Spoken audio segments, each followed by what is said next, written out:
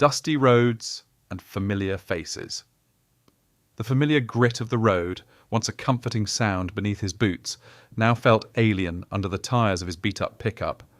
Elias squinted against the late afternoon sun, a hazy orange glow painting the distant hills in shades he hadn't thought about in years. The air, thick with the smell of pine and something indefinably home, prickled his skin. After months of sterile barracks and the acrid tang of gunpowder, the simple scent of growing things was almost overwhelming. The town sign, weathered and leaning slightly, finally materialized. "Welcome to Havenwood." Elias let out a breath he hadn't realized he was holding. He hadn't seen this particular stretch of road in 5 years, not since he'd packed up his meagre belongings and enlisted. Now the old truck rumbled past the familiar landmarks. The sleepy gas station with its perpetually broken ice machine misses. Gable's impeccably tended rose garden. The crooked steeple of the First Presbyterian Church. Each one was a quiet punch to the gut, a reminder of a life he'd left behind and wasn't entirely sure how to reclaim.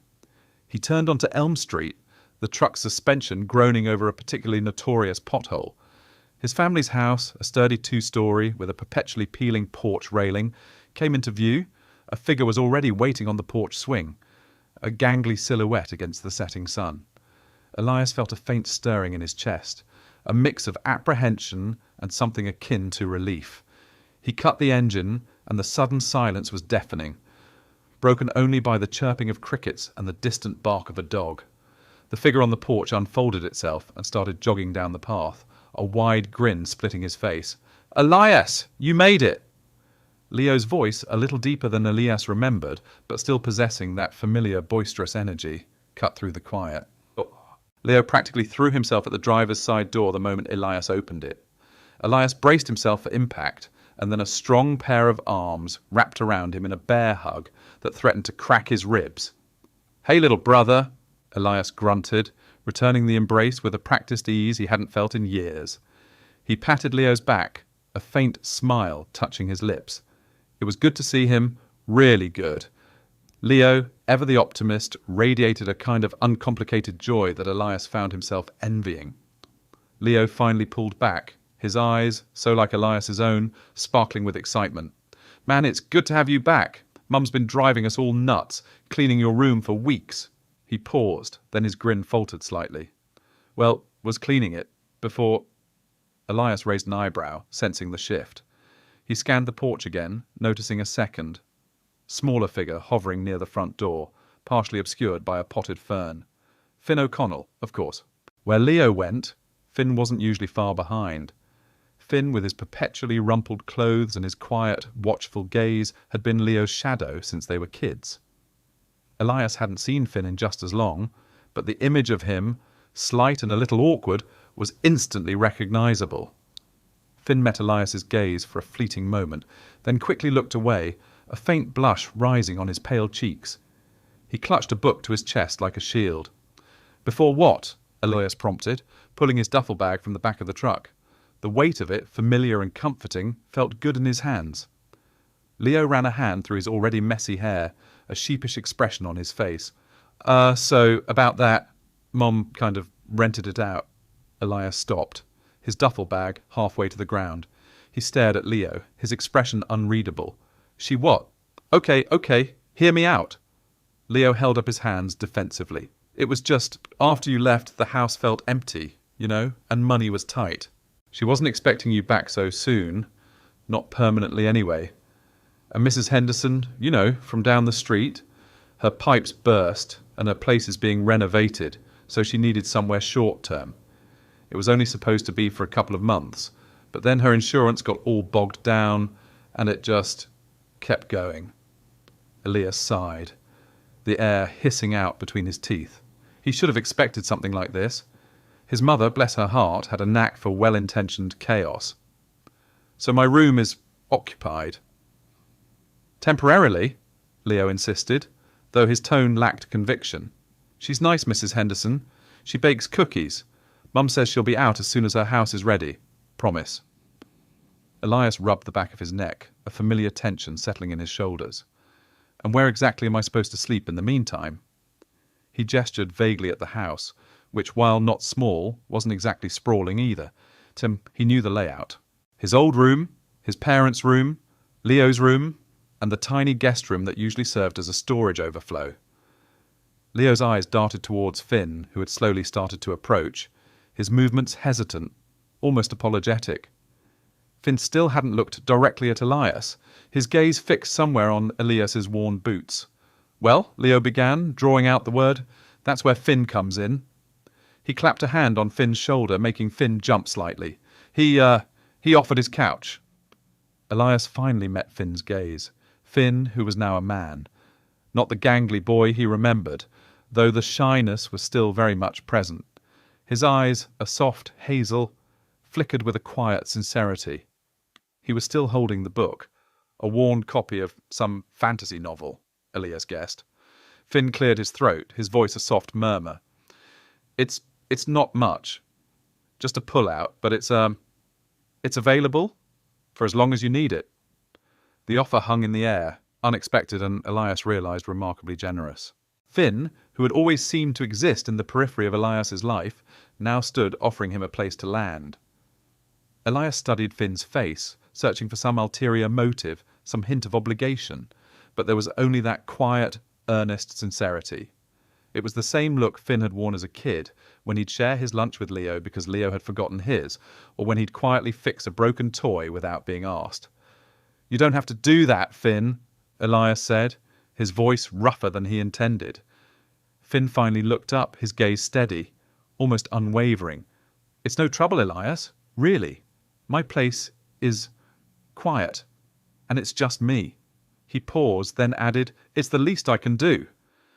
Elias let out another slow breath. The dusty roads of his journey had led him to this unexpected juncture. His homecoming wasn't going to be the simple, straightforward affair he'd vaguely imagined. No quiet retreat to his old room, no familiar comfort.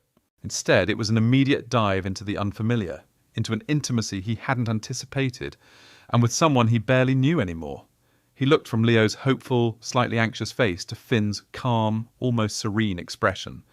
The sun had dipped lower, casting long shadows that distorted the familiar landscape of his childhood home. "All right," Elias said, the word feeling foreign on his tongue. "All right, Finn. Thank you." He hefted his duffel bag fully, the weight grounding him. "Lead the way?" Finn's lips curved into a small, shy smile, and he finally seemed to relax a fraction. He nodded, then turned and started walking towards his own house, a small bungalow 2 streets over. Elias followed, Leo chattering excitedly beside him, oblivious to the subtle shift in the air, the quiet current of an unexpected arrangement that had just begun to flow. The dusty roads had indeed led him home, but home, it seemed, was not where he'd left it. And the familiar faces, some more familiar than others, were about to show him exactly how much had changed. An unexpected offer. Leo, still buzzing with an almost manic energy, launched into a detailed account of Finn's latest Dungeons & Dragons campaign. Elias, nursing a lukewarm coffee, merely grunted in acknowledgement, his gaze drifting over the familiar yet altered landscape of Havenwood's main street. The cafe, once a greasy spoon, now boasted artisanal coffee and exposed brick. Everything was a little too polished, a little too new. Finn, perched on the edge of his seat, was quieter. His eyes, the colour of moss after a spring rain, occasionally flickered to Elias, a silent question lurking in their depths. Elias found himself drawn to that quiet observation, a stark contrast to Leo's booming enthusiasm. It was a comfort, a calm, in the minor storm of his unexpected homelessness. "So, yeah," Leo finally concluded, taking a dramatic swig of his latte, "Finn's place is pretty sweet. You could crash there, Ez, until Mum sorts something out, you know." He gestured vaguely with his cup, nearly spilling foam on Finn. Finn, without a word, reached out and steadied the cup, a small, almost imperceptible gesture that spoke volumes. Then his gaze, steady and direct, found Elias. "My couch is free," he said, his voice a low, even murmur, barely cutting through the cafe's gentle hum. "It's not much, but it's yours, if you want it." Elias felt a strange jolt. It wasn't just the offer of a place to sleep. It was the way Finn said it, devoid of expectation or pity. It was a simple statement of fact, delivered with a quiet sincerity that bypassed Elias's carefully constructed defences. He'd expected the usual barrage of questions, the well-meaning but ultimately intrusive attempts to fix his situation. Finn offered only refuge. He studied Finn for a moment, truly looked at him for the first time in years. The boy he remembered, all gangly limbs and nervous energy, had matured into a man with a quiet strength.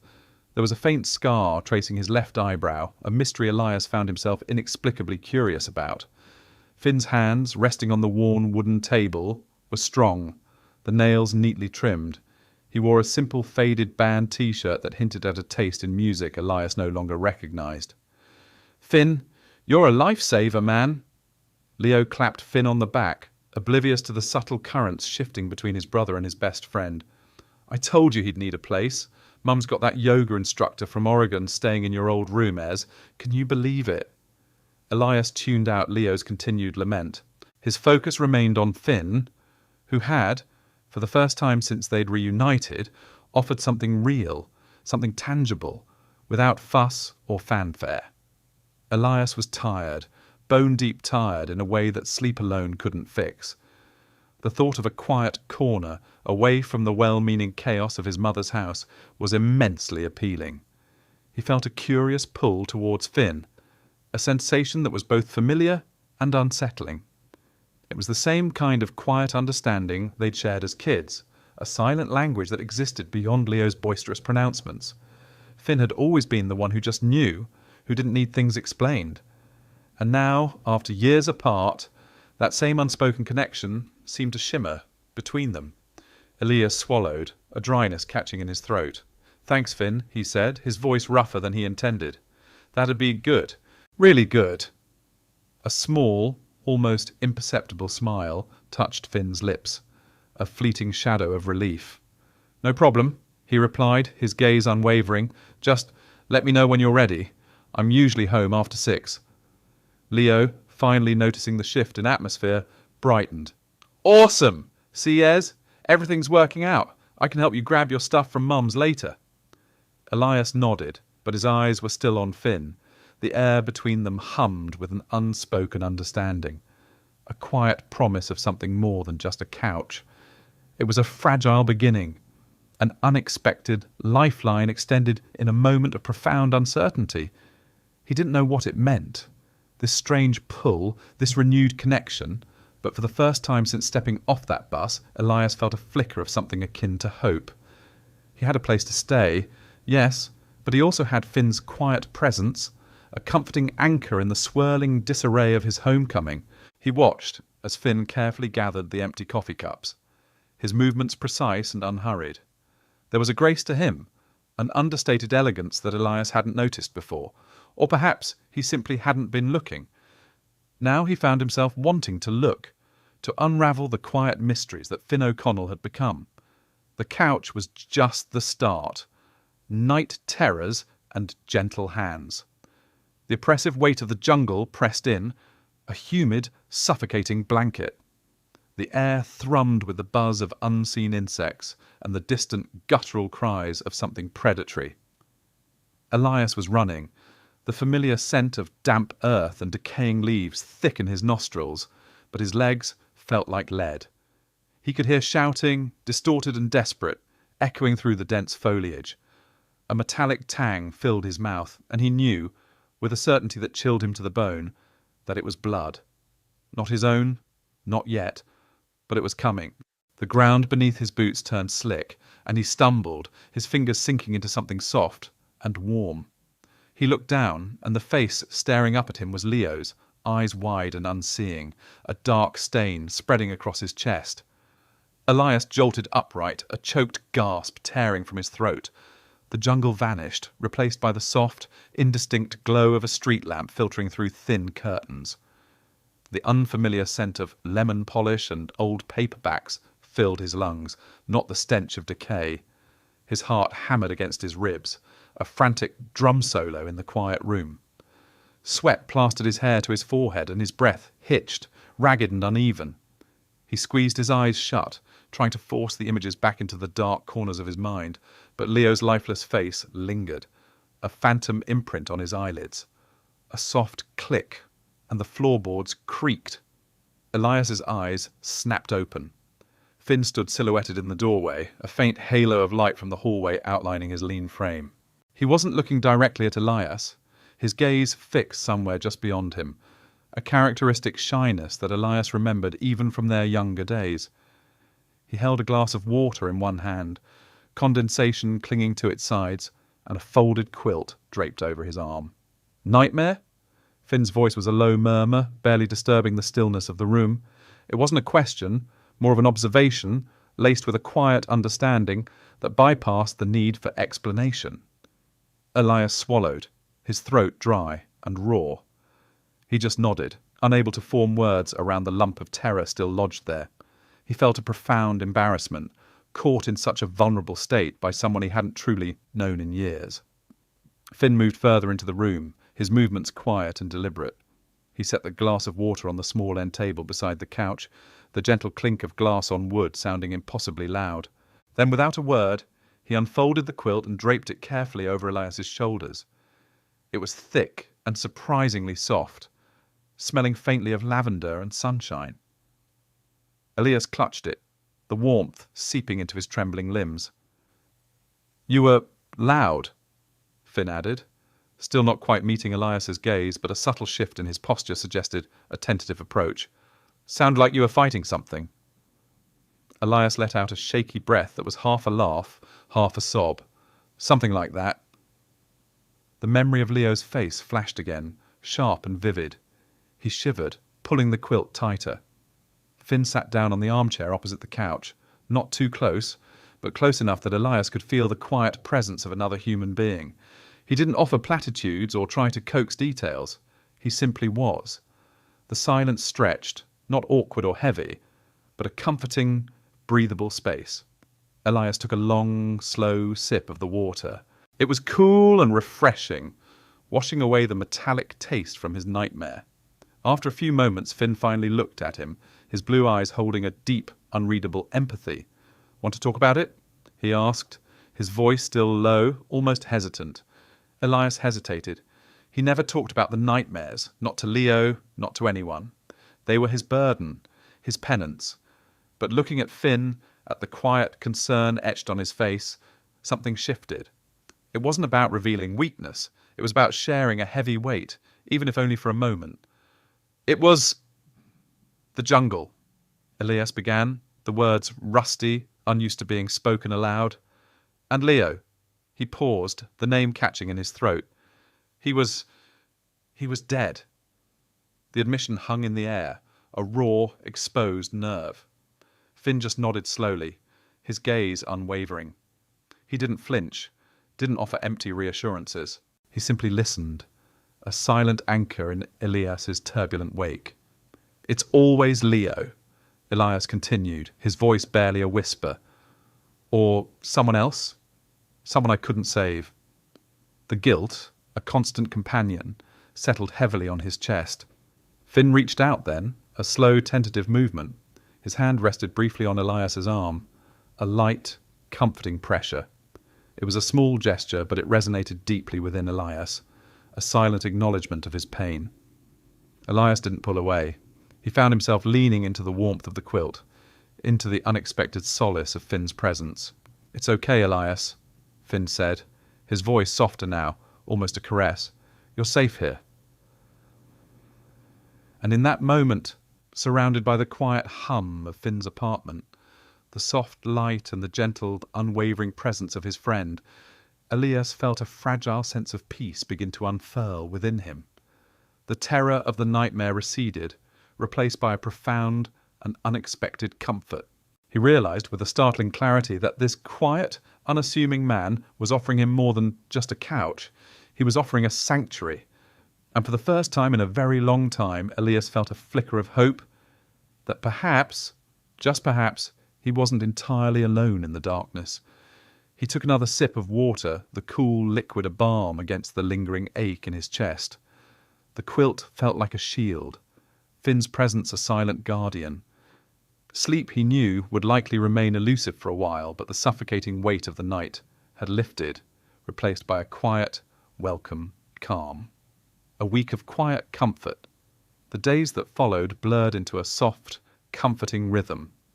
Elias found himself settling into Finn's quiet home with an ease that surprised him. The initial rawness of his confession about Leo had faded, replaced by a dull ache that seemed to recede further with each shared meal, each silent evening. Brenda, Finn's mother, a woman with kind eyes and hands perpetually dusted with flour, had taken to offering Elias second helpings at dinner. Her gentle prodding felt less like an invasion and more like an embrace. "You're too thin, dear," she'd murmur, piling roasted potatoes onto his plate. Elias, who had subsisted on military rations and the occasional greasy diner meal for too long, found himself eating with an unfamiliar gusto. He'd catch Finn watching him from across the table, a faint, almost imperceptible smile playing on his lips before he'd quickly look away. Arthur, Finn's father, a man of few words and sturdy build, had initially regarded Elias with a wary curiosity. His silences were different from Finn's. They held the weight of unspoken questions. But as the days passed, a grudging acceptance seemed to settle in. Elias would find Arthur leaving the newspaper open to the sports section on the coffee table, a silent invitation. One afternoon Arthur even grunted a good shot. When Elias, bored and restless, had helped him prune an overgrown rosebush in the front yard, it was the longest sentence Arthur had addressed to him directly. Evenings were the easiest. After the clatter of dinner and the quiet chore of clearing the table, Finn would often suggest a movie. His tastes ran to the classics, black and white films from decades past, their narratives unfolding with a gentle predictability that Elias found oddly soothing. They sat on the worn couch, Finn usually curled up on one end, a mug of herbal tea steaming beside him, while Elias stretched out on the other, his gaze occasionally drifting from the screen to Finn's profile. He noticed the way Finn's brow would furrow in concentration during a particularly dramatic scene, or the soft, breathy chuckle that would escape him at a witty line. Elias, who hadn't truly laughed in years, found himself almost smiling at Finn's reactions. A warmth spreading through his chest that had nothing to do with the quilt Brenda insisted he drape over his legs. One evening they were watching an old detective flick, the kind with a cynical hero and a femme fatale. The detective, beaten and bruised, was offered a drink by a mysterious stranger. "Never trust a free drink," Elias murmured, almost to himself. Finn turned, his eyes wide in the flickering light of the television. "Why not?" Elias shrugged. "There's always a price. Nothing's truly free." He thought of the unpayable price of Leo's life, of the silent debt he felt he owed. Finn considered this, his gaze returning to the screen. "I guess that's true," he said softly, a note of melancholy in his voice. "But sometimes the price is just accepting kindness." Elias didn't respond, but the words lingered, a small, persistent thought buzzing at the edges of his mind. He had spent so long believing kindness was a weakness, a vulnerability to be exploited. Finn, with his quiet generosity, was slowly dismantling that belief. By the end of the week, Elias found himself anticipating the soft scent of brewing coffee that heralded the morning, the quiet clatter of Brenda making breakfast, the low murmur of Arthur reading the news. He even looked forward to Finn's shy invitations to watch another old movie, to the subtle shift in the air between them that felt like a fragile, growing understanding. He started helping more, not just with the rosebush, but with dishes, with sweeping the porch, with anything that offered a distraction from his own thoughts. He found a strange satisfaction in the mundane, in the rhythm of domesticity. The nightmares still came sometimes, but they were less frequent, less vivid. And when they did, Elias would often wake to find a glass of water on the nightstand beside him, placed there silently by Finn. He never saw Finn do it, but he knew. One afternoon, a sudden torrential downpour trapped them indoors. Elias was in the living room, attempting to read a paperback he'd found on a shelf, though his eyes kept drifting to the drumming rain against the window. Finn entered, carrying a box. "Found some old photos," Finn said, his voice a little softer than usual. He sat on the floor, cross-legged, and began sifting through them. Elias watched him for a moment, then set his book aside and joined him. The photos were a jumble of faded memories. Finn as a chubby toddler, Arthur with a full head of dark hair, Brenda radiant in a sundress. Then a picture of two boys, no older than 10, their arms slung around each other, grins wide and uninhibited. One was clearly Finn, younger but unmistakable. The other boy, Leo. Elias felt a familiar tightening in his chest. Leo, vibrant and alive, captured in a moment of pure joy. His heart ached, a sharp, familiar pain. He picked up the photo, his thumb tracing the faded edges. Finn glanced at him, his expression unreadable. "That was the summer we built the treehouse," he said quietly, his gaze fixed on the picture. He swore it would reach the stars. A small, genuine smile touched Elias's lips, the first in what felt like an eternity. He always aimed high. The words were out before he could stop them, a shared memory, a common thread. Finn looked up, his eyes meeting Elias's. There was no pity there, no judgment, just a quiet understanding. In that moment, surrounded by the scent of old paper and the sound of the rain, Elias felt a crack in the wall he had so carefully built around himself. It was a fragile opening, but it was there, a testament to the quiet comfort Finn had woven around him. The week had not erased his grief, but it had softened its edges, making space for something new, something that felt surprisingly like hope. Candlelight confessions. The oppressive summer heat had lingered well past sunset, making the air in Finn's small house thick and still. Elias, perched on the edge of the worn armchair, was trying to focus on a dog-eared paperback Finn had lent him, but the words blurred in the dim light. A distant rumble, low and continuous, had been growing steadily for the last half hour. He hadn't paid it much mind, accustomed to the city's ceaseless hum, but it was getting louder. Suddenly a violent crack split the air, followed by a brilliant flash that momentarily bleached the world outside the window. The hum of the refrigerator died. The small table lamp flickered once, then plunged them into absolute darkness. Elias instinctively tensed, his senses instantly on high alert, a reflex honed by years in places where sudden blackouts often preceded chaos. He could hear Finn inhale sharply from the kitchen. "Whoa!" Finn's voice, a little breathless, cut through the sudden silence. That was emphatic. Elias blinked, his eyes slowly adjusting to the profound gloom. Sounded like a transformer blew. A soft clatter followed, then the scrape of a chair. Probably happens sometimes out here, especially with storms like this brewing. Finn's voice moved closer, and Elias heard the rustle of fabric as he navigated the unlit space. "Stay put. I know where the emergency kit is." He heard Finn fumbling in a cupboard. A faint metallic clink. Then the distinct aroma of beeswax began to permeate the air. A moment later, a tiny flicker blossomed in the darkness, growing steadily as Finn lit a fat pillar candle. The flame cast dancing shadows that elongated and distorted familiar objects, turning Finn's cluttered living room into an unfamiliar landscape of shifting light and shade. Elias felt a strange sense of calm wash over him, the primal comfort of fire in the dark. Finn placed the candle on the coffee table, its soft glow illuminating his face, making the angles of his jaw sharper, his eyes deeper. He looked younger in the candlelight, less burdened by the quiet responsibilities Elias had come to associate with him. "Better?" he asked, a small tentative smile playing on his lips. "Much," Elias admitted, feeling a knot in his chest loosen. The storm continued to grumble outside, but the candlelight transformed the sound from a threat to a distant murmur. Finn went back to the kitchen, returning with 2 more candles, slimmer this time, and a box of matches. He lit them, placing one on the mantelpiece and another on the small side table next to Elias. The room grew warmer, the shadows receding slightly, revealing the familiar patterns of the wallpaper, the stacks of books. The air, heavy moments before, now felt charged with a different kind of intensity. The silence wasn't empty, but full, punctuated only by the distant rain beginning to tap against the windows. "I suppose this means no Wi-Fi," Finn observed, settling onto the floor cushions opposite Elias, cross-legged. He looked up, his gaze catching Elias's in the flickering light. "No TV, no distractions."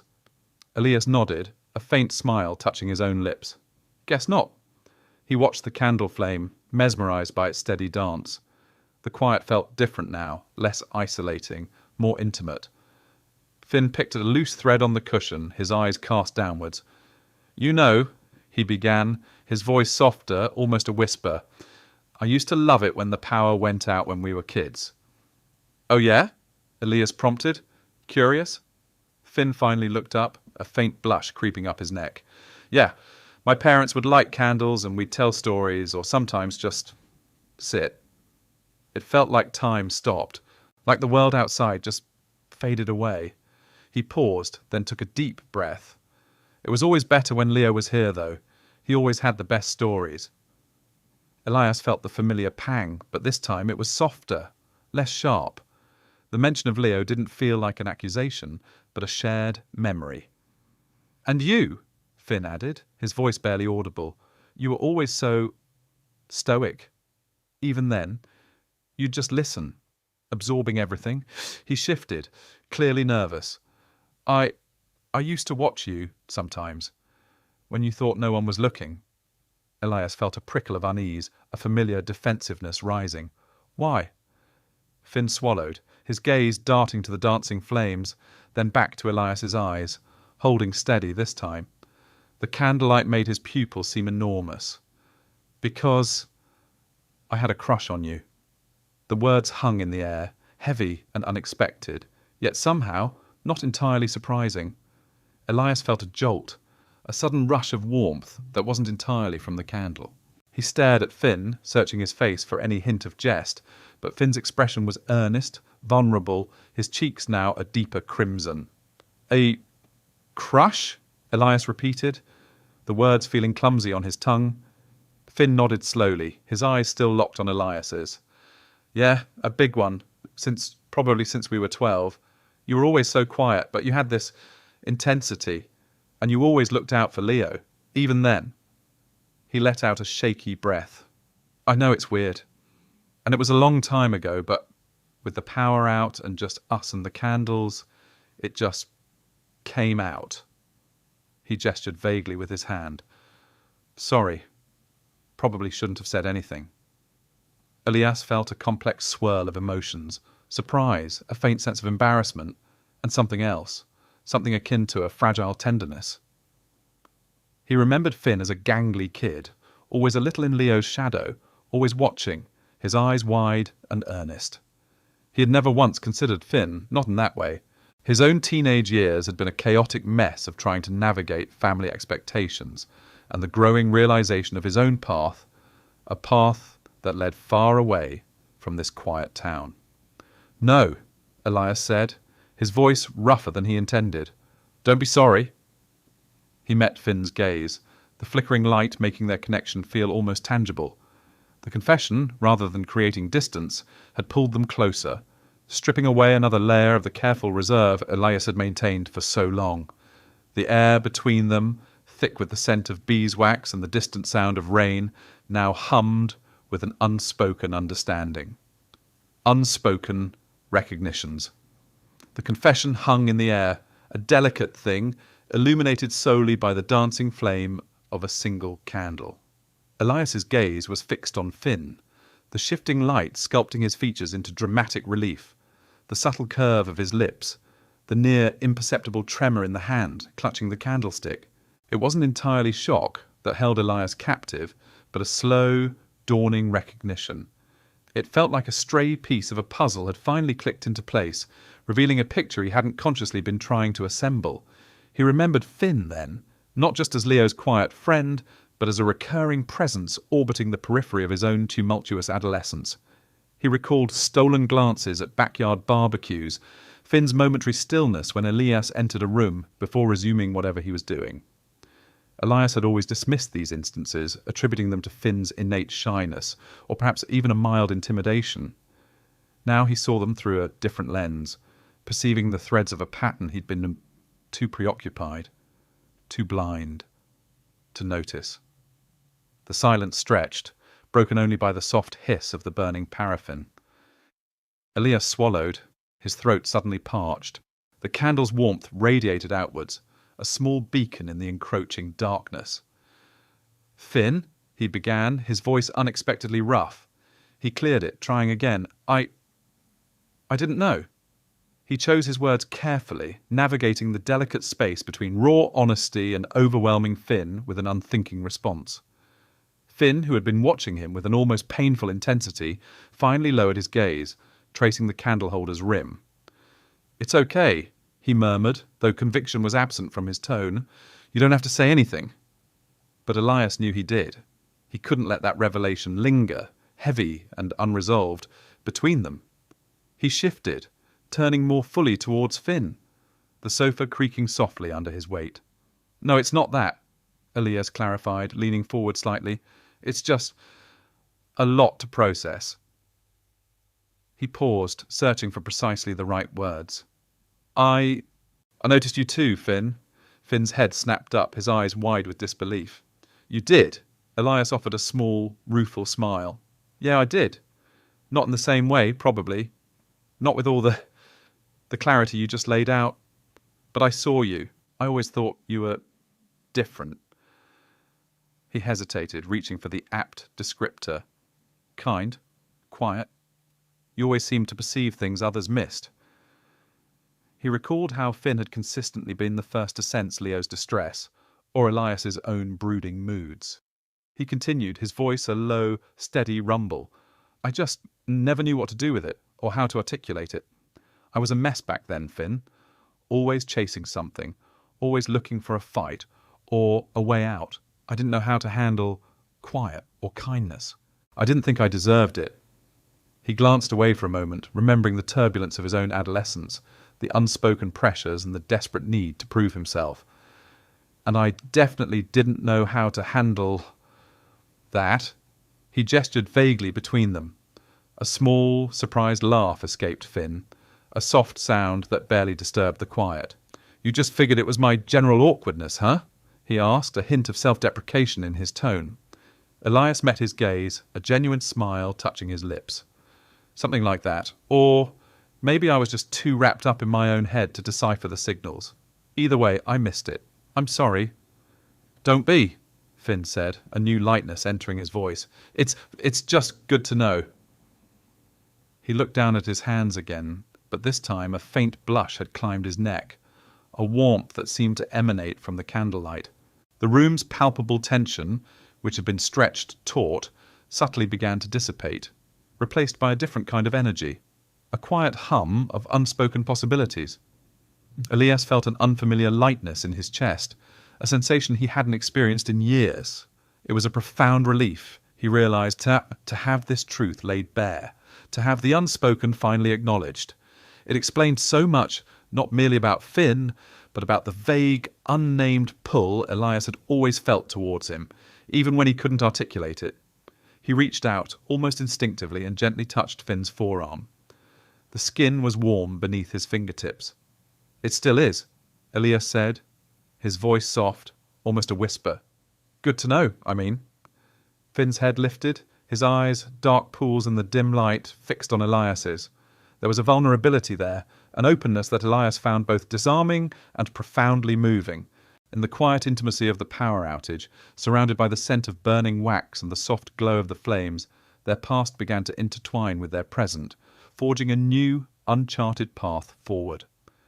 The air crackled, not with static electricity, but with the nascent energy of a connection rediscovered, deepened, and utterly transformed. The storm raged on outside, but within, a new kind of calm had settled, born of honesty and the quiet recognition of a shared, complicated history. Elias didn't withdraw his hand. Instead, his thumb traced a slow, deliberate circle on Finn's arm. Finn didn't flinch, didn't move. He simply watched Elias, a silent question in his eyes. And in that moment, under the flickering light of the candles, Elias felt a closeness that transcended words, a silent understanding that promised something fragile, yet profoundly real. It was a feeling he hadn't allowed himself to entertain in years, a tiny flicker of hope in the darkness. Whispers in the dark. The single candle on the coffee table danced, illuminating their faces in a shifting interplay of light and shadow, mapping the contours Elias knew so intimately. Their shared admission hung in the air, a suspended breath that transformed the familiar room into something charged and utterly novel.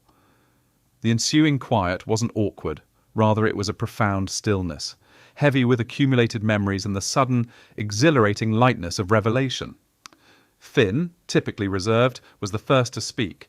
His voice, a low murmur, seemed to release an internal tension. "I used to watch you, from my window sometimes. When you were in the yard, working on your car, or just existing." He offered a small, self-deprecating laugh. "Sounds a bit creepy now that I say it." A warmth spread through Elias, a peculiar blend of embarrassment and deep recognition. He remembered those hours, the grease beneath his nails, the sun on his back. He'd never conceived of an audience, least of all Finn. "Creepy is less accurate than unexpected," Elias countered, a dry smile touching his lips. "I was usually covered in oil, smelling faintly of gas. Not exactly an inspiring tableau." "It was to me," Finn softly asserted, meeting Elias's gaze. The candle glow caught the raw sincerity in his eyes. "You always seemed so capable, unshakable. I admired that. Still do." Elias shifted, the words a gentle pressure against the long-worn armour of his self-possession. He thought of the many times he'd felt utterly incapable, particularly of late. "Appearances can deceive," he admitted, his voice barely a whisper. "There were plenty of nights I felt like I was drowning, even back then." He paused, then pushed past the ingrained resistance to vulnerability. "And after the military, it intensified. The things you witness, the actions you take, they cling like burrs, impossible to dislodge." He found himself articulating experiences to Finn he hadn't shared with anyone, not even his family. He spoke of the crushing weight of command, the impossible dilemmas, the faces that invaded his sleep. He detailed the visceral grip of fear, the adrenaline-spiked moments of hyper-clarity, and the subsequent hollow ache. Finn listened, his expression a testament to profound empathy, his gaze unwavering. No interruptions, no empty reassurances. He simply absorbed Elias's narrative, a silent anchor in the churning sea of his recollections. In turn, Finn unveiled his own quiet struggles. He spoke of his inherent shyness, the persistent feeling of being an observer rather than a participant in life. He confessed his fear of inadequacy, of being overlooked, of never truly finding his niche. He shared his passion for his craft, the solitary satisfaction of restoring forgotten objects, uncovering beauty in the discarded.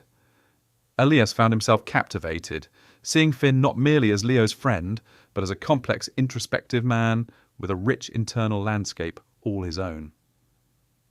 Hours evaporated.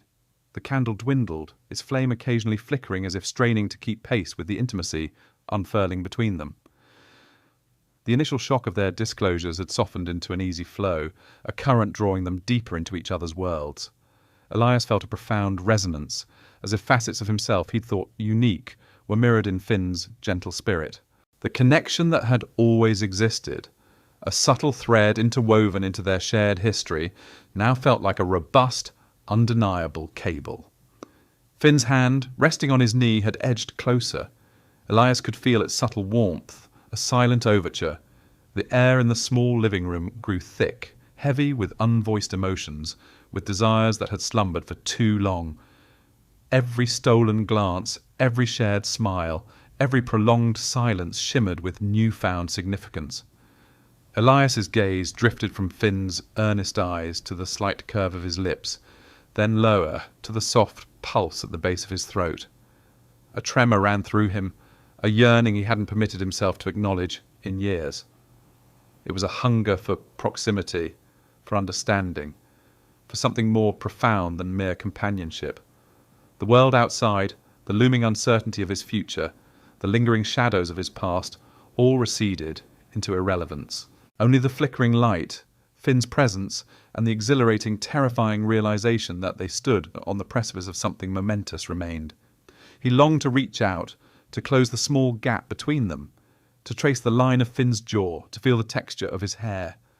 The urge was a powerful, almost physical ache in his chest, but he held back, a lifetime of caution and self-preservation warring with the sudden, overwhelming need. Finn, sensing Elias's internal struggle, shifted slightly. His eyes, wide and luminous in the dim light, met Elias's. An unspoken question resided there, a fragile hope, and a reciprocal vulnerability. The silence stretched, vibrating with a raw tension, a question poised between them, on the cusp of a new beginning. Elias felt his breath hitch, the air suddenly thick and sweet.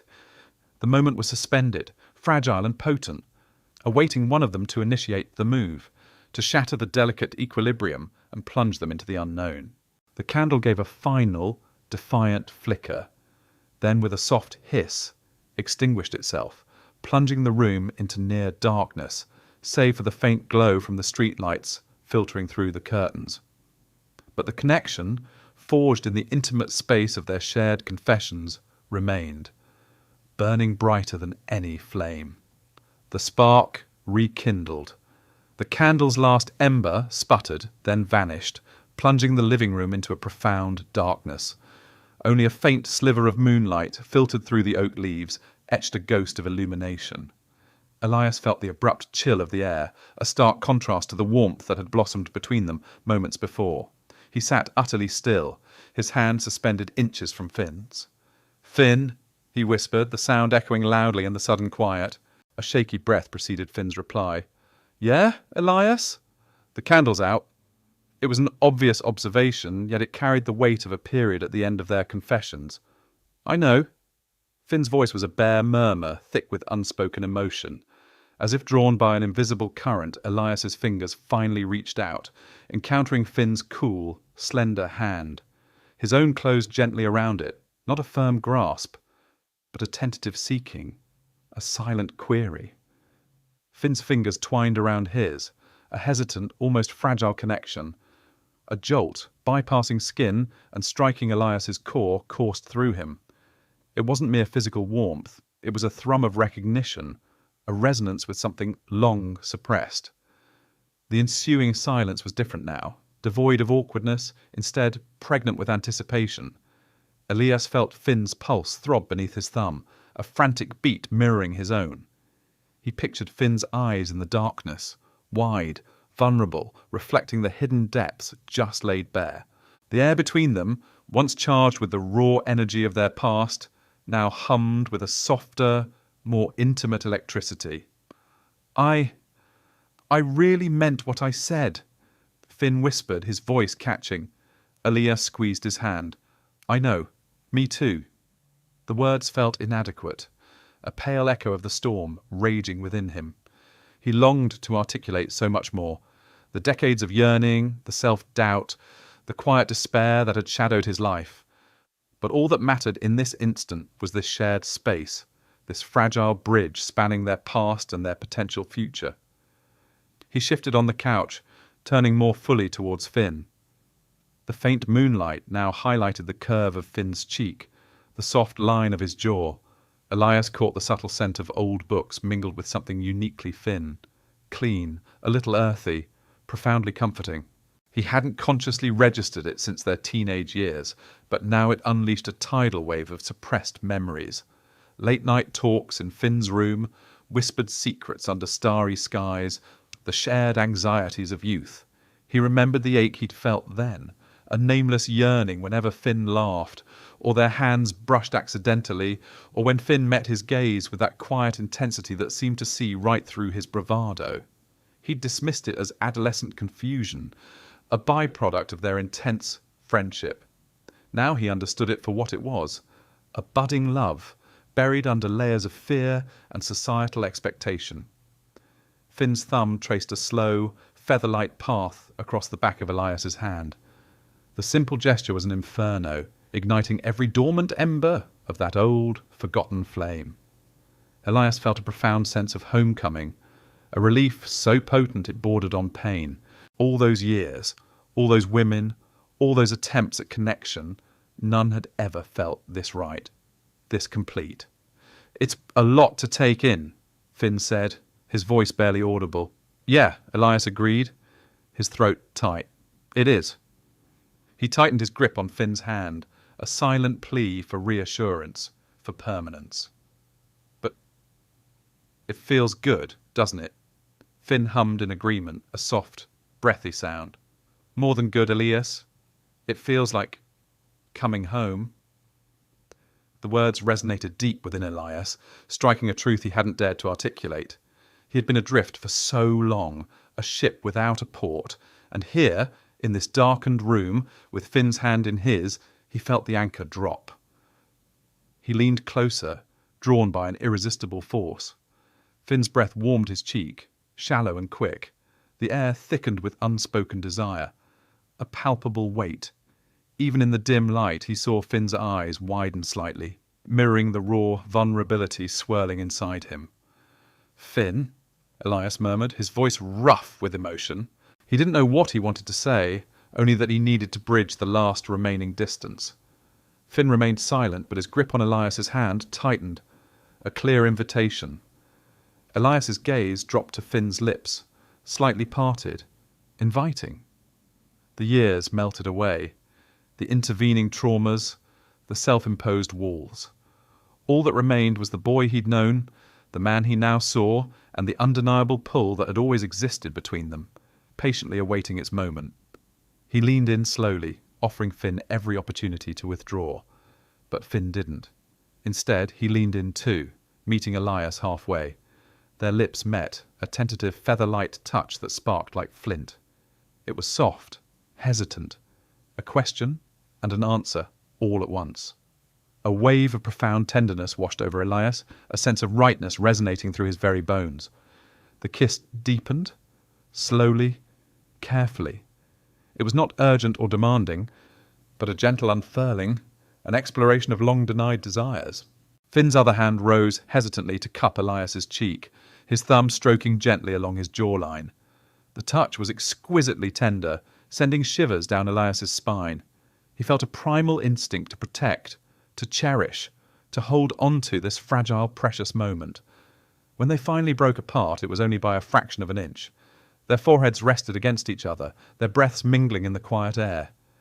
Elias felt the rapid thump of Finn's heart against his own, a shared rhythm. "Stay," Finn whispered, the word a soft plea against Elias's lips. Elias didn't need to think. "Always," he breathed back, a promise as ancient as time itself. He knew, with a certainty that settled deep in his soul, that this was where he was meant to be.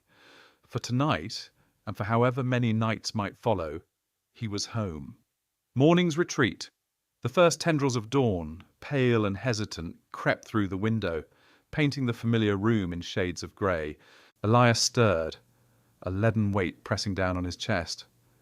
It wasn't the usual startle of a nightmare, no phantom explosions or screams tearing him from sleep. This was a different kind of terror, cold and insidious, seeping into his bones.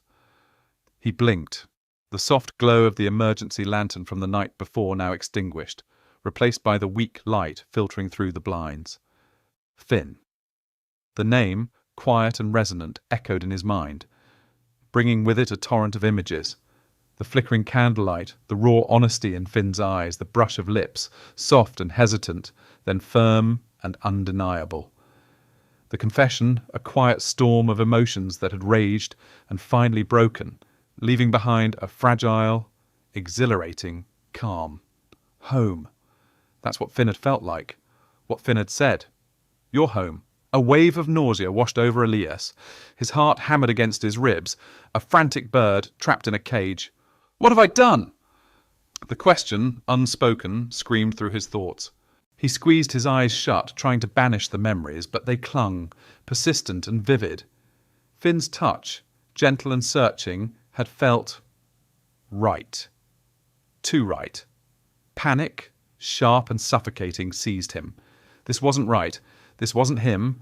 He was Elias Thorne, a broken soldier, a man who lived on the edges, who didn't allow himself the luxury of connection, of tenderness, of home. He brought nothing but chaos and pain. He'd seen it in the eyes of everyone he'd ever cared for. He'd seen it in the mirror every haunted morning. He shifted, the creak of the couch springs sounding impossibly loud in the quiet house. Finn was still asleep in his own bed, just down the hall. Elias could hear the soft, even rhythm of his breathing. A fresh surge of shame washed over him.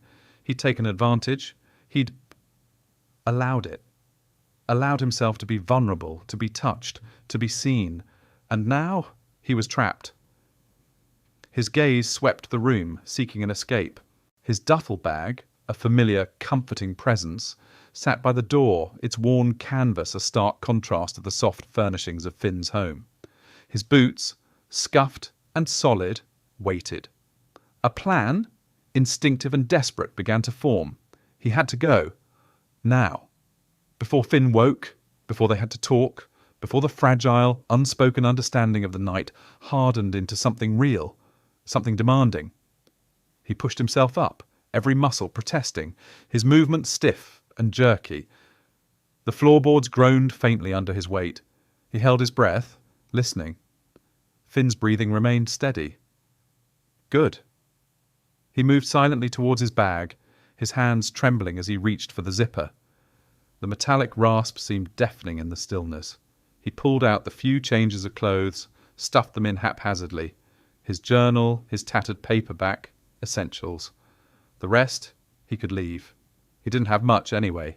Each item he touched felt heavy, laden with the weight of his hurried escape. He moved with a practiced economy, the movements honed by years of quick deployments and even quicker retreats. This wasn't so different, he told himself, trying to quell the rising tide of self-loathing. Just another departure, another exit. He slung the duffel over his shoulder, the familiar weight a small comfort against the overwhelming unfamiliarity of his emotions. He glanced at the closed bedroom door, a silent apology forming on his lips, then dying, unspoken. What could he say? Sorry I kissed you? Sorry I enjoyed it? Sorry I'm a coward? None of it felt adequate. Better to leave. Cleaner. Less painful in the long run, for both of them. His hand was on the doorknob, cool metal beneath his palm. He twisted it slowly, carefully, avoiding any unnecessary sound. The latch clicked softly. He pulled the door open, just a crack, then wide enough for him to slip through. He stepped out into the pre-dawn chill, the air sharp and invigorating, a stark contrast to the suffocating warmth of the house. He didn't look back. The front door closed with a barely audible click behind him, sealing his decision. He was gone. Finn woke slowly, not to the blare of his alarm, but to a profound sense of quiet.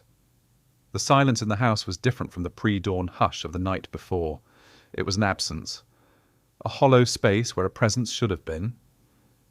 He stretched, a smile touching his lips as he recalled the tender chaos of the previous evening. Elias. The memory of their kiss, soft and searching, sent a thrill through him. It had been years, decades of unspoken longing, finally given voice, finally given form. He felt lighter, freer than he had in years. He rolled onto his side, reaching for his phone to check the time. 6:15. Elias usually stirred around this time, sometimes making coffee, sometimes just sitting quietly, watching the world wake up. Finn pushed himself out of bed, a spring in his step. He wanted to see Elias, to meet his eyes in the clear light of day, to acknowledge the profound shift that had occurred between them.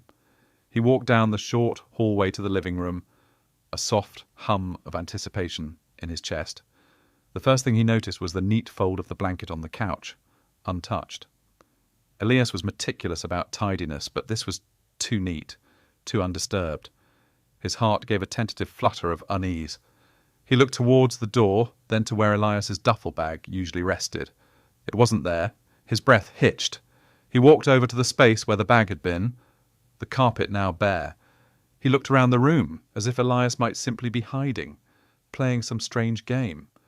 The small table by the couch, where Elias had left his journal and book, was empty. Everything was gone. A cold dread began to seep into Finn's bones. He walked into the kitchen, the silence amplifying the frantic beat of his own heart. The coffee pot was untouched. No half-finished mug, no crumbs from a hasty breakfast. Nothing. He returned to the living room, his gaze scanning every corner, every surface, as if a clue, a note, a single stray sock might explain this sudden, devastating emptiness. There was nothing. Not a word, not a trace. Just the perfectly made couch, the absence of a duffel bag, and the profound, echoing silence of a house that had, just hours before, felt like the beginning of something beautiful. Finn sank onto the couch, the very spot where they had shared their first kiss, and the weight of Elias's sudden departure pressed down on him, heavy and bewildering. His heart ached with a sharp, unexpected pain. He was gone. Haunted by memories. The coffee maker's guttural rumble, Leo's ancient sentinel, wrestled with the clamour in Elias's skull. Hunched at the counter, a chipped mug, a tenuous warmth in his grip, he felt a deeper chill gnawing within. Leo, serenely off-key, grappled with an obstinate packet of instant oatmeal. "Rough night," he chirped, finally conquering the sachet. A swift, unburdened glance swept over Elias. "You look like you tangled with a grizzly and came second. More coffee?" Elias merely grunted, a shake of his head. Sleep had been a mirage. Every eyelid flutter brought the emergency lantern's soft pulse, the damp earth and petrichor assaulting his senses, and Finn's resonant plea, I didn't want to be alone anymore." He'd materialised on Leo's doorstep at dawn. A spectral figure. Leo, ever the genial host, waved him vaguely toward the living room's pull-out. No questions asked. Elias had mumbled something about a change of plans, then retreated into a silence heavy with the weight of his flight. "You've been skittish as a cornered cat since you arrived," Leo observed, spooning a lavish measure of sugar into his breakfast. "Everything all right with, your last arrangement?" Elias flinched. He knew Finn's hushed home, the unspoken comfort, the shared vulnerability of the blackout. It felt like a dream, now a cold sweat memory. He clamped down on the intrusive images. It was fine, just needed a change of scenery. The lie felt like grit on his tongue. Later, Leo, determined to uplift his spirits, hauled Elias to Maggie May's, a bustling diner, a nexus of local gossip and artery-clogging delights. The air, thick with the scent of sizzling bacon and stale brew, stood in stark contrast to the clean, arboreal fragrance of Finn's place. "Well, look what the tide dragged in." Maggie May's voice, a hearty boom, capable of quelling a riot, greeted them from behind the counter. Her shrewd, glittering eyes snagged on Elias.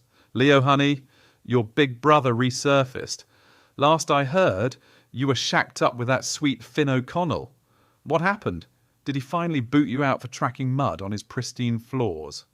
She winked, oblivious to the flicker of pain that crossed Elias's face. Elias managed a wan smile. "Just visiting Leo for a bit, Maggie." Maggie May hummed, setting down 2 steaming mugs. "You look like you've wrestled a ghost, dear. Or perhaps you've simply been missing my cooking." She leaned in conspiratorially. "Finn's a good man, Elias. Don't go messing with a good thing."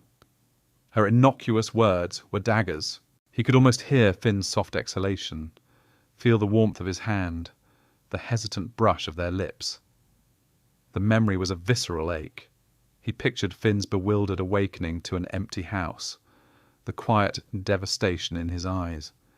Guilt, a festering wound, began to spread.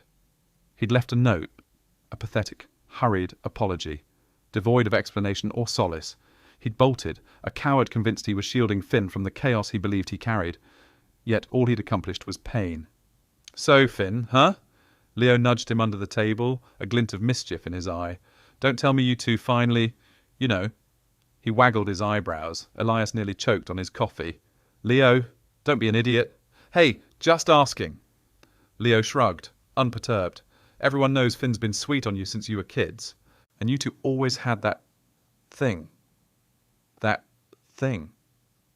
The unspoken current, the lingering gazes, the quiet understanding that had always existed, even when Elias, blinded by his own demons, couldn't acknowledge it. Now it was a palpable weight, a clinging phantom. He imagined Finn, alone in that quiet house, perhaps questioning his own actions. Elias knew Finn would internalize the rejection, blame himself. That thought, more than anything, twisted the knife. He'd sworn not to hurt anyone else, especially not Finn. Yet here he was, doing precisely that. The bacon on his plate tasted like ashes. The diner's cheerful din receded to a distant roar. All he could hear was the phantom echo of Finn's vulnerability, his quiet trust, and the crushing sound of Elias's own retreat. He yearned to erase it all. He had to forget. But every attempt to banish Finn only brought him closer, sharper, more agonizingly real. He was haunted, not by Finn's presence, but by the gaping chasm of his own absence. At the return, the diner's fluorescent hum felt less abrasive now, though Elias still picked at a loose thread on the checkered tablecloth. Leo had gone to the counter to pay, leaving Elias alone with the ghosts of Finn's hurt eyes and Maggie May's cutting remarks. He'd tried to rationalise it, to tell himself he'd done the right thing by leaving, by sparing Finn the burden of his shattered self. But the image of Finn, alone in his quiet house, the morning after, kept replaying. It was a loop of anguish, each rotation tightening the knot in Elias's gut. He wasn't protecting Finn, he was protecting himself, running from the terrifying intimacy, the terrifying possibility of being truly seen and loved.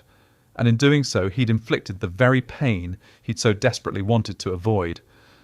The irony was a bitter swallow. Leo returned, a bright, oblivious smile on his face. "Ready to head back to the ranch, cowboy?" Elias nodded, pushing himself up from the booth.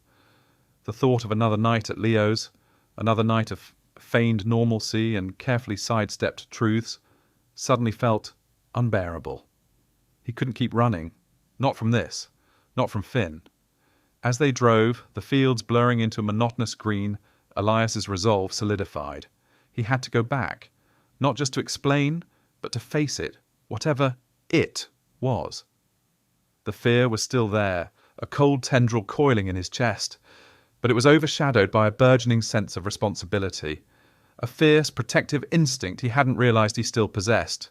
He wouldn't leave Finn to pick up the pieces of his abrupt departure alone. "Leo," Elias began, his voice surprisingly steady.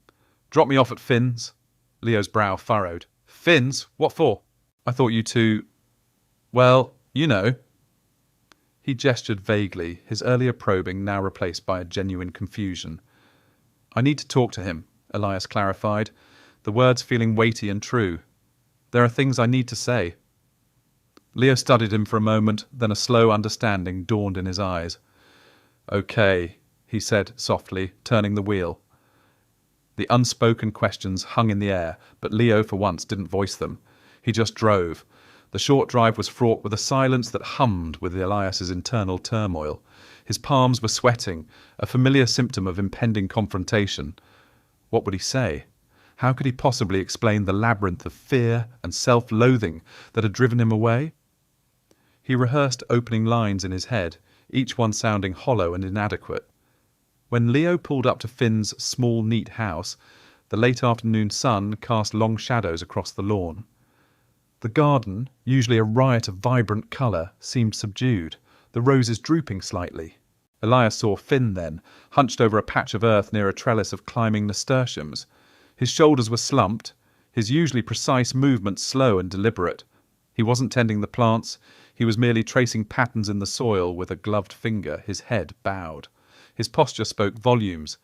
The vibrancy that usually emanated from Finn, even in his quiet moments, was gone, replaced by a palpable stillness, a quiet despair that twisted Elias's heart. Elias unbuckled his seatbelt, the click loud in the sudden quiet of the truck's interior. "Thanks, Leo," he murmured, his gaze fixed on Finn. Leo nodded, a knowing glint in his eye. "Go get 'em, Tiger." As Elias stepped out, the gravel crunching under his boots, Finn didn't look up. He just continued to poke at the dirt, as if the answers to his silent questions lay buried beneath the surface. Elias walked slowly, each step a deliberate act of courage. The air was still and warm, carrying the scent of damp earth and late-blooming honeysuckle. He stopped a few feet behind Finn, the silence stretching between them, thick with unspoken words and raw emotion. He cleared his throat, the sound rough and uncertain. Finn's head snapped up. His eyes, usually so warm and expressive, were clouded with a deep sadness, the corners a little red. There was a flicker of surprise, then a wall of guardedness descended. He didn't speak, didn't move, just watched Elias with an intensity that made Elias's stomach clench. "Finn," Elias said, his voice barely a whisper, the rehearsed speeches forgotten, I came back." Finn's gaze remained unwavering, a silent question hanging in the air. The sadness in his eyes was a sharp, physical ache in Elias's chest. He saw the hurt he'd inflicted, stark and undeniable, and for the first time in a long time, Elias felt an unburdening, a profound clarity. He couldn't run from this. He had to face it, whatever the cost. A soldier's secret. The silence in Finn's living room wasn't just an absence of sound. It was a palpable weight, thick with unspoken truths and the ache of recent wounds. Elias stood a few feet from the sofa, his hands clenched, every fibre of his being screaming for escape. But not this time. He couldn't. "Finn!" he rasped, his voice tearing at the sensitive lining of his throat. I'm so sorry." The words felt flimsy, a pathetic offering against the wreckage he knew he'd caused. He studied Finn's face, noting the faint smudges beneath his eyes, the subtle downward curve of his mouth. The usual vibrant spark that illuminated Finn's features had been extinguished, replaced by a quiet, weary resignation that cut Elias far deeper than any anger could have. Finn raised a hand, a small, almost imperceptible gesture that nonetheless halted Elias's clumsy apology mid-sentence. His gaze met Elias's, unwavering and direct, devoid of the recrimination Elias had braced himself for. "Don't," Finn said, his voice soft but resolute. "Don't apologize, Elias. Not yet." A knot of confusion tightened in Elias's chest. He'd anticipated rage, tears, a furious demand for explanation. He'd steeled himself for every cutting remark as a form of penance. But this quiet understanding was disarming, unravelling the carefully constructed defences he'd thrown up. I don't understand," Elias managed, his voice barely a whisper. Finn shifted on the couch, his eyes still locked on Elias's, holding a depth Elias hadn't truly appreciated until now. "I know why you left," Finn stated, his tone devoid of judgment, "or at least I think I do." He paused, taking a slow, steady breath. "You were scared, weren't you? Scared of what we found." A tremor ran through Elias, a stark realization that Finn, in his unassuming way, had seen straight through him, past the bravado, past the hardened exterior. It was terrifying and exhilarating, all at once. "Yes," he admitted, the single word a profound relief, like expelling a breath he'd held for years. "More than you could imagine." A faint, almost imperceptible smile touched Finn's lips, a flicker of warmth in the cool room. "I think I can," he said, gently. "You've been carrying a heavy burden, Elias. I can see it. It's etched into your very being." He gestured vaguely at Elias, a silent acknowledgement of the weight of his past. And what happened between us, it was a lot. For both of us. It was fast, intense. The compassion in Finn's voice chipped away at another layer of Elias's carefully guarded heart. He'd expected to fight for forgiveness, to plead his case. Instead, Finn was extending a lifeline, a bridge back to the intimacy Elias had so foolishly abandoned. "There's something else," Elias said, the words suddenly spilling out, propelled by an urgency he couldn't suppress. "Something I should have told you years ago." He took a tentative step closer, needing to bridge the physical distance between them, needing Finn to truly see him, the man beneath the soldier's scars. "Something I've been holding on to, suffocating under, for as long as I can remember." Finn's expression shifted, a subtle tightening around his eyes, a slight parting of his lips. He remained silent, granting Elias the space he needed, the unspoken permission to reveal the unspeakable. Elias's gaze dropped to the floor, then lifted again, locking onto Finn's. I'm in love with you, Finn." The words, finally spoken aloud, felt like a physical release, a weight shed from his shoulders. They hung in the air, a fragile declaration echoing in the quiet room. "I have been since we were kids, since you were that scrawny boy who shadowed Leo everywhere, with those big, perceptive eyes." A faint, almost painful smile touched Elias's lips. "You were always so quiet, always observant, and you always seemed to discern things others missed." He paused, gathering his courage, the confession opening a floodgate of old memories, long suppressed emotions. Every time I came home on leave, every time I saw you, it was like a punch to the gut, this ache in my chest, this profound longing, and every time I shoved it down, buried it deep. He ran a hand through his hair, a nervous gesture. Because I was a soldier, and soldiers don't feel things like that, not openly, not for their brother's best friend, not for someone so gentle, so pure. The confession flowed now, a torrent of pent-up emotion. I learned early on that vulnerability was a weakness. In the field, it could get you killed. At home, it felt like it could shatter everything. So I built walls, Finn, around my heart, around my feelings, especially around this one. This love for you. He gestured helplessly, his voice thick with emotion. It was a secret I carried, a constant pressure beneath my uniform, beneath my skin, and when we finally touched, when that dam broke, I panicked, I ran. Because after all those years of keeping it locked away, the idea of finally letting it out, of exposing myself, exposing us, felt like the most terrifying thing in the world. Elias watched Finn's face as he spoke, searching for any flicker of understanding, any sign of shared recognition. Finn's expression remained unreadable, a blend of surprise and something deeper, something akin to sorrow. He listened, his head tilted slightly, his eyes never leaving Elias's, absorbing every raw, agonizing word. The tension in the room, though different from before, was palpable. It wasn't the tension of anger, but of revelation, of a profound secret finally brought into the light. Elias had laid bare his soul, and now he waited, holding his breath, for Finn's response. Hand in hand, the confession hung in the salty air, a delicate tapestry woven from silent yearning and abrupt, raw candour. Finn's breath caught, his gaze, usually so perceptive, now clouded with a complex blend of shock, dawning insight, and a tremor of something akin to reverence. He truly saw Elias then, and the disjointed fragments of their history snapped into place. The distant stare, the aversion to touch, the self-sabotage, the very act of flight, none of it had truly been about Finn. It was Elias, a man so burdened by his past, so certain of his own destructive nature, that pure, unexpected joy had felt like a snare. All this time, Finn whispered, his words barely audible above the rhythmic sigh of the ocean. His tone wasn't angry, nor even wounded, but profoundly stirred. You thought I'd be disgusted, that I'd turn you away.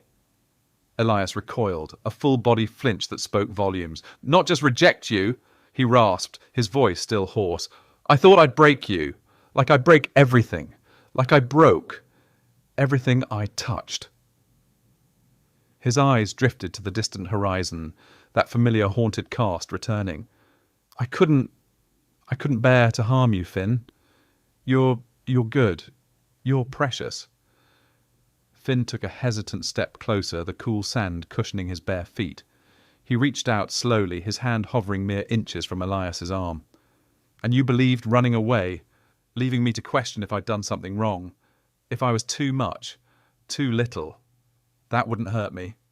His voice was gentle, devoid of accusation, laced instead with a quiet sorrow that chipped away at Elias's carefully constructed defences. Elias's shoulders slumped. He finally met Finn's gaze, and the raw vulnerability shimmering there was stark.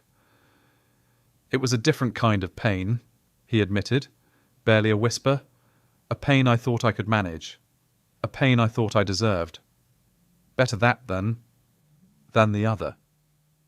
He swallowed hard.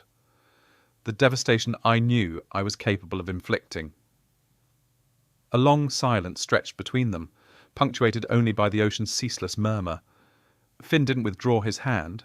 Instead, it settled softly on Elias's forearm. The touch was light, exploratory, yet it anchored Elias in a way he hadn't experienced in years. He didn't flinch this time, but leaned into it almost imperceptibly. Elias, Finn began, his voice firming, I told you before I'm not fragile, and I'm certainly not going to shatter from something as beautiful as this. He squeezed Elias's arm gently.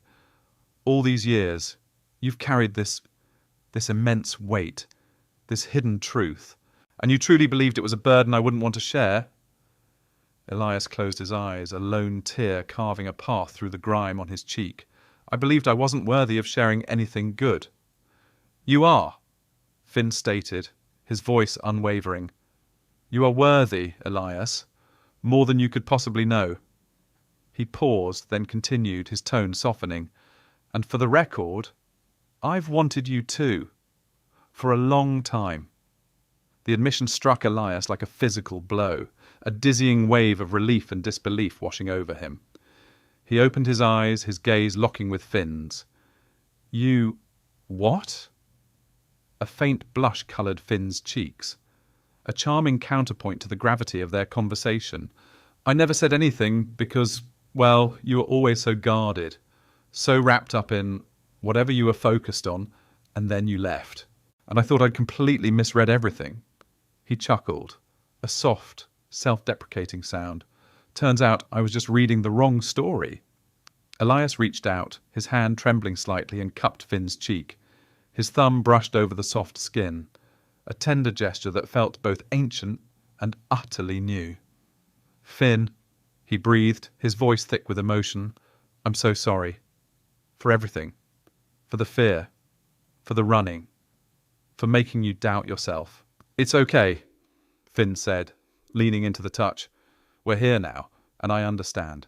I truly do." He looked into Elias's eyes, a profound understanding shining there. "You didn't run away from me, Elias. You ran away from yourself, from the terrifying possibility of happiness." Elias nodded, a slow, deliberate movement. "Exactly."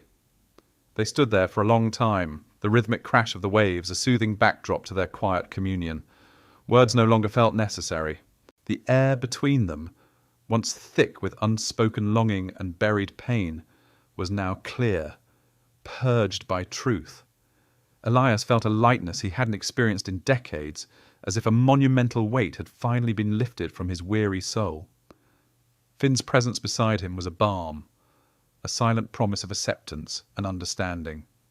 "Come on," Finn finally said, his voice soft, a hint of playful mischief in his eyes. "Let's go back inside. We can talk more, or we can just be." He extended his hand, palm up, an invitation. Elias looked at the outstretched hand, then back at Finn's open, honest face. A small, tentative smile, one that reached his eyes, finally graced his lips. He took Finn's hand, their fingers intertwined, a perfect fit, warm and strong. The contact sent a jolt through Elias, not of fear, but of profound connection, of belonging. Hand in hand, they turned their backs to the vast, indifferent ocean and walked toward the small, welcoming glow of the house. The setting sun cast long shadows before them, stretching out like the future, undefined but filled with the promise of shared journeys. Elias had spent so long adrift, convinced he was destined to wander alone. Now, with Finn by his side, the path ahead, though still uncertain, felt less daunting, illuminated by the quiet strength of their intertwined hands and the fragile, precious hope that had finally found its way home.